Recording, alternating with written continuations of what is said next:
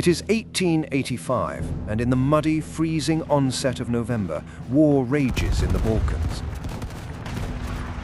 Europe is absolutely undivided on a single point. Bulgaria is doomed. Military experts, diplomats, and the press in major capitals predict a lightning-fast collapse for the army of the captains. In Vienna and Berlin, the prevailing view is that Serbian King Milan will march into Sofia in no more than 3 to 5 days. London newspapers are equally skeptical, while the stance in St. Petersburg is even harsher.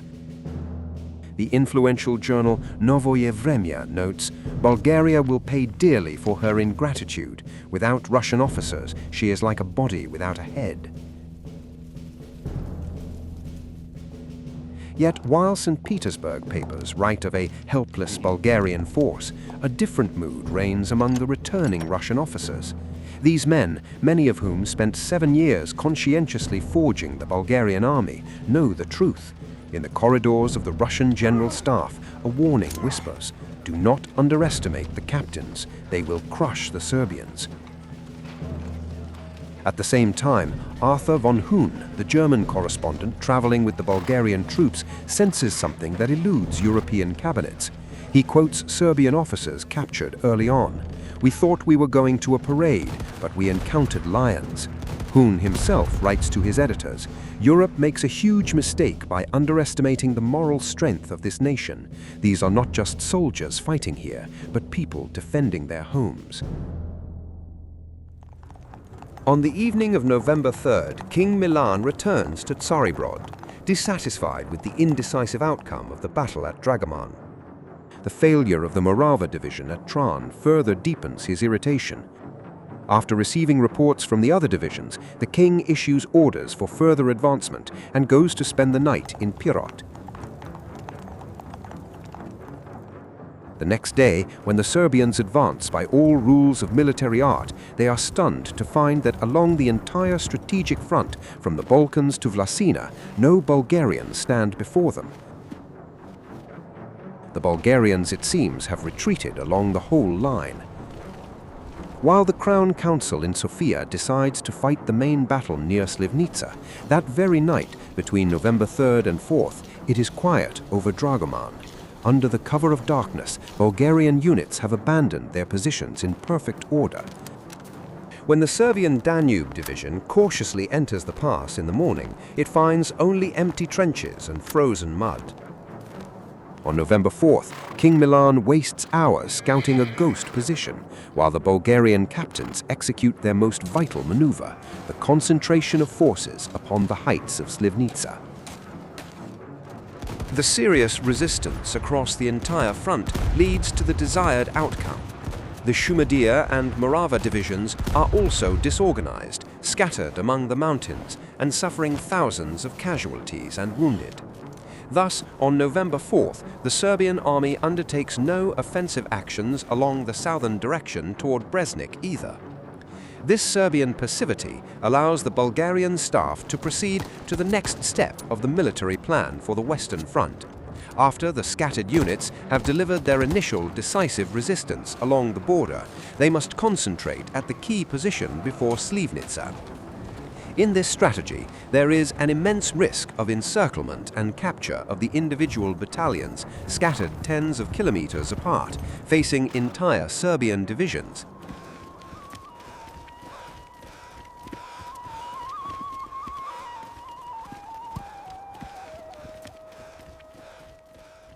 Immediately after the Crown Council, all these battalions are ordered via the already indispensable military telegraph stations to retreat to Sливница as fast as possible. After 2 days of battles and no sleep, malnourished and under constant tension, the Bulgarian soldiers from all corners of the Western Front set off in a rapid march toward Sливница, and the last battalions, traveling through the snowy night leading up to November 5th, reached the absolute limit of human endurance. They were led by the hero of Vrabcha, Captain Marinov, and some of them would later recall. A dark November night fell. The fog and fine rain deepened the darkness. One could not see even a single step ahead. Soldiers and officers, exhausted and sleepless, walked along a road they could not see and which seemed to them endless. Yet everyone strained their last remaining strength to reach Slivnitsa. Half asleep, haunted by hallucinations that exhaustion and sleeplessness provoke after immense moral tension, the battalions traveled, frequently losing their way. It was long past midnight. The rain turned to snow. The flank patrols had vanished in the darkness. The guides were lost too, as well as the men sent to find the direction. The column moved at random across the open fields. While the Western Corps concentrates at Slivnitsa, in Plovdiv, Major Daniel Nikolaev develops a detailed plan for the regrouping and mass transfer of the Eastern Corps. With certain anxiety, РачоПетров asks Major Nikolaev to send 30 battalions from the Turkish border instead of the 16 discussed earlier. The telegram reads, "The situation is critical in the highest degree. On this ground, not 16 battalions, as we had spoken, but 30 must be raised from southern Bulgaria, and as many cannons with them. In such a case, we abandon Rumelia, which will be ours sooner or later anyway, and we shall protect northern Bulgaria." Major Nikolaev understands the grave situation very well. His reply is laconic. "I approve and agree with the opinion of His Highness and will arrange for the departure of 30 battalions. By God's will, in 7 days at the latest, all the requested army will be in Sofia." The road to salvation passes through the railway to the Saranbay station, but the true ordeal begins right where the tracks end. The historic march maneuver is initiated by the 1st and 4th Battalions of the Sofia Regiment, who boarded the trains in Plovdiv as early as the morning of November 2nd. Their legendary march is forced in the truest sense of the word. The men from Sofia are rushing to protect their homes. Stepping off the carriages in Saranbay, they face the flooded Maritsa and a 120-kilometer journey to Slivnitsa. Without sleep, in rain and snow and through sticky mud, the Bulgarian soldier achieves the impossible. Arthur von Hun describes the vivid picture. "They threw away their heavy overcoats to move faster. I saw boys with bleeding feet who sang as they ran toward Slivnitsa." On the evening of November 4th, in a humble shepherd's hut filled with manure, hastily turned into headquarters and later dubbed Gujev's Palace, the Chief of Staff lays out the heavy truth of the general situation, sharing the opinion of everyone present. The position must absolutely be held. If it falls, the troops from southern Bulgaria will never arrive in time for the defense of Sofia, and the fortifications before the capital are still unfinished. The position is divided into 3 combat sectors. Right flank, from the Sofia-Tsaribrod road north to the village of Malovo. Central, from the road to the village of Aldomirovtsi. Left flank, from Aldomirovtsi to the village of Bratushkovo. At the very same time, in the village of Gaber, less than 15 kilometers from Gujev's palace, the military council of the Serbian General Staff issues an order for an attack on the following day, November 5th, across the entire front before the village of Slivnitsa.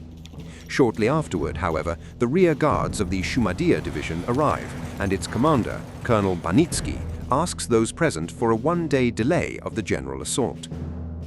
His main argument is the fatigue of the soldiers from incessant fighting, and the fact that he has managed to completely crush, as he claims, 2 Bulgarian regiments near Tran, so the Bulgarians are unlikely to gather much force at Slivnitsa.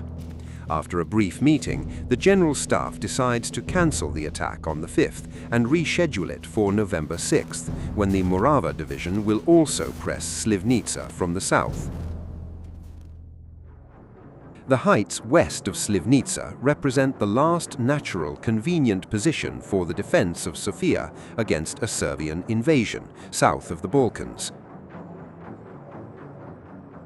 The position has a natural defense from the ridges and several strategic advantages. The terrain before it all the way to the border is highly mountainous, allowing a small force to dispute the invader's advance step by step, thereby delaying his progress.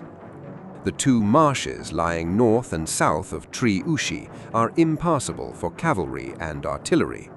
The weak spot of the front was the Meka Tsrev height, as it commands and targets the right flank of the position. On November 4th, the Bulgarians do not occupy these heights.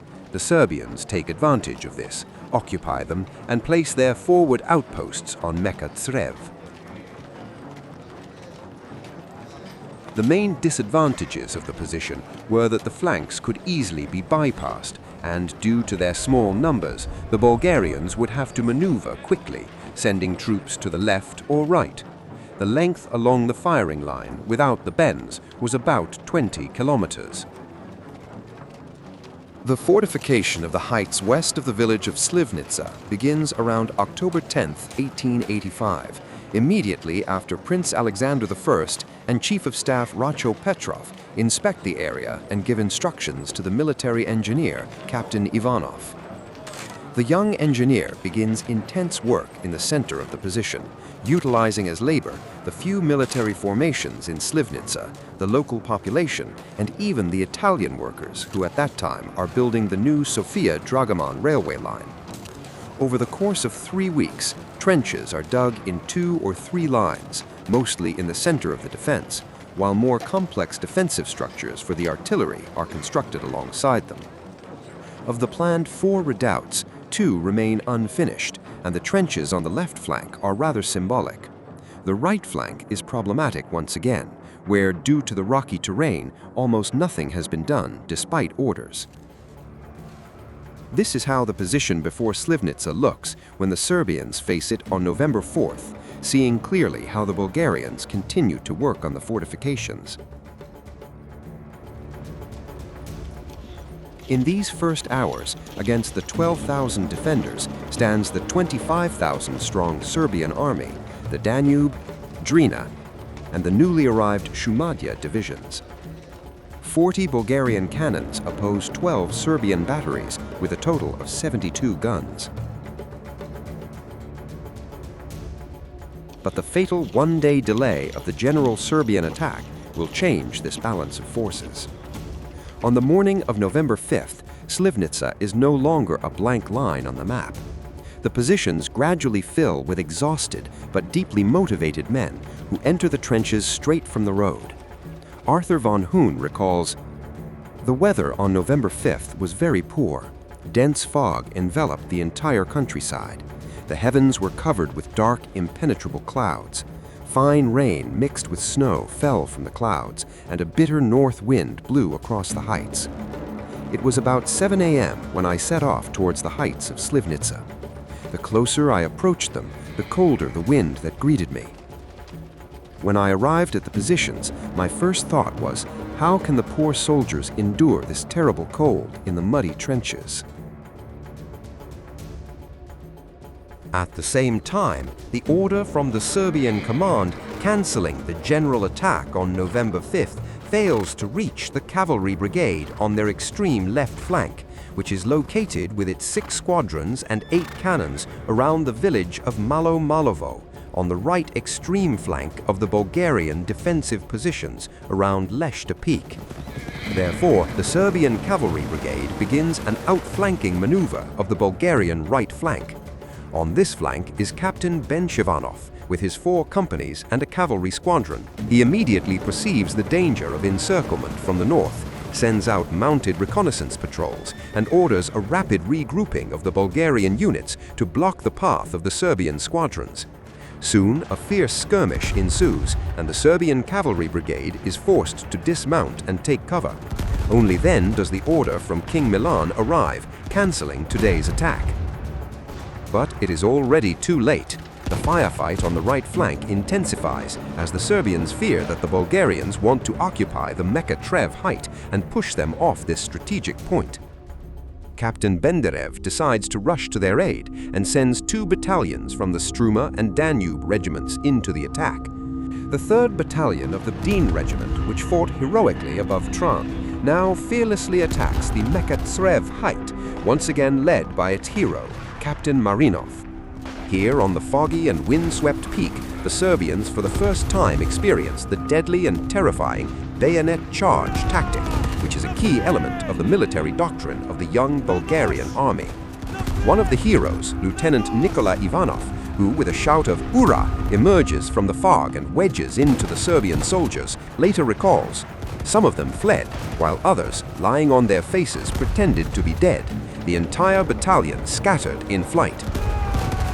Toward 1:30 in the afternoon, the Bulgarian right flank succeeds in pushing the Serbian Danube Division off the heights around Meka Tsrev and inflicts the first psychological shock upon the Serbians since the start of the war. Captain Nesic, who is sent by King Milan to inquire why fighting is occurring despite the order, recalls, "Returning to report to the king, those ominous images of the events at the Danube Division constantly flashed before my eyes. For quite a long time I watched this occurrence, which truly shook me when I saw the reckless onslaught of the Bulgarians and the disrupted, disorderly retreat of our shattered units. And this state was not momentary, it lasted a long time. Even the other detachment that was coming to help was dragged back by the first, and the disorder became even greater. Meanwhile, the Bulgarians bravely advanced. Instead of quickly and decisively correcting this mishap, confusion and despair ensued. I wondered how those very Bulgarians, whose backs we had only seen after weak resistance, were attacking now with such a fierce and reckless onslaught that it genuinely seemed like something unknown to us. Our soldiers, who hitherto showed steadfastness in the offensive, lost it and possess absolutely no discipline under fire." Shocked by these losses on his left flank, and in order to relieve the situation of the Danube Division, King Milan orders an immediate attack in the center of the front. He hopes that the Bulgarians have thrown their reserves into the battle for the heights. And so, around 2 o'clock in the afternoon on this 5th of November, a fierce battle begins along the entire firing line of the position. The commander of the Bulgarian left flank, Captain Mikhail Savov, heroically repels the attacks of the numerically superior enemy, who advances under the cover of the fog. At the same time, a true artillery duel erupts between Colonel Horstig and the artillery of the defenders in the center of the defense. The Bulgarian guns not only prevail in this direct clash, but also succeed in disrupting the ranks of the advancing Serbian infantry. Captain Ivanov from the 1st Artillery Regiment manages to compensate for the Serbians' numerical advantage with exceptional maneuverability and a deadly aim. On the left flank of the defense, however, the situation becomes critical. There, around 2:30, an enemy shell hits the embrasure of the redoubt, and the artillery commander, Captain Donadjiev, who is tracking the Serbian positions with his binoculars, is killed on the spot. In this sector of the front, the Bulgarian units consist mostly of militiamen and volunteers with old Krunka rifles, allowing the attacking infantry to advance almost up to the trenches. There, however, the Serbians are met with such heavy infantry and artillery fire that they are forced to pin down and retreat. On this memorable day, Captain Andrei Blaskov is the chief of the central sector of the position. He displays exceptional tactical skill in holding back the Drina division during the fighting, despite being wounded. At the most critical moment of the battle, from the left, from Breznik, arrives the 3rd Battalion of the Struma Regiment, which throws itself into the fray straight from the road. The heroic companies of Captain Genev, the former chief of the Tran detachment, selflessly attack the advancing enemy, thereby preventing an outflanking of the Bulgarian left wing. These boys, tormented by the grueling journey, without sleep or food, managed to turn into flight the battalions of the entire 5th Serbian Regiment. Thus, the attack in the center and on the left by the Drina division is repulsed, failing to fulfill the Serbian king's intent to divert the focus of the Bulgarian staff from the attack on the right, where the invaders' cavalry brigade is placed under murderous pressure. The Bulgarian artillery once again demonstrates exceptional maneuverability. The guns are frequently moved by hand, providing decisive support to the infantry. Toward 4 o'clock in the afternoon, the Serbians are turned to flight, leaving behind many dead and wounded. The engagement on November 5th is the bloodiest since the beginning of the war. The losses of the Bulgarians, according to various sources, stand at 600 killed and wounded, while the Serbian casualties are around 850 men, among whom are 18 officers. The Serbians also yield over 100 prisoners. Before darkness falls, the fog once again covers the battlefield, and the fires along the front clearly outline the two opposing combat lines. In the evening, the mood in the Serbian General Staff is bleak, and for the first time since the start of the war, the high-ranking officers feel shaken and uncertain. They had not envisioned their parade march to Sofia this way. The king expresses his astonishment at how, after the very first strike of the Bulgarians, the Danube Division has fallen into a critical state and jeopardized the entire left flank. The division commander, General Jovanovic, is dismissed from his post, becoming the first Serbian general to lose a tactical battle to the Bulgarian captains. His replacement, Colonel Horstig from the artillery, is ordered to attack fiercely on the morrow, November 6th, when all 4 Serbian divisions are expected to overrun Slivnitsa. King Milan cannot believe that the Shumadia division, wandering in the fog, took a whole day to move to the front and therefore did not participate in today's fighting. He calls upon everyone to act with maximum energy tomorrow, and before departing for Tsrev, summarizes the general sentiment with the words, "As was reported to us, troops are coming to the Bulgarians from Romania, completely contrary to the plan. Some units have already reached Sofia. The moment when a quick decision must be made has arrived." Zaista, moramo što pre završiti sa Bugarima. Shortly after the Serbian commander-in-chief goes to spend yet another night far behind the front, in the gathering dusk, suddenly a distant and mighty "Ura" echoes from the center of the Bulgarian positions. This vague rumble in the fog rapidly spreads to the left and right across the entire front of the defenders, and the Serbian soldiers and officers are seized by a vague anxiety. At this historic moment, around 6 o'clock in the evening on November 5th, the first echelon of reinforcements from the Eastern Corps arrives. The 1st and 4th battalions of the Sofia regiment, as well as the volunteer battalion of Captain Dechko Karajov, enter the village of Slivnitsa, with music leading the way. Utterly exhausted and with blistered feet from the 120-kilometer march, the battalions cover the last 6 or 7 kilometers almost at a run, hearing the rumble of the battle. Prince Battenberg descends from the position, goes to meet his regiment, and with a brief speech assures them that their arrival will prove decisive. The prince adds, "Your comrades are playing bravely, and only the great numerical enemy forces maintain a defensive stance. But tomorrow is the day we shall prove to the Serbians that they are cowards. I am confident that tomorrow my regiment will prove worthy of bearing my name." The prince's words are met with a thunderous "Ura," which, together with the march Shumi Maritsa, played by the battalion bands, carries across the entire position the news of the arrival of the troops from southern Bulgaria. That same night, around midnight, the second echelon arrives. The historic march maneuver of the Bulgarian troops from eastern Romania is the product not only of the soldiers' devotion, but also of the orderly organization of the army staff.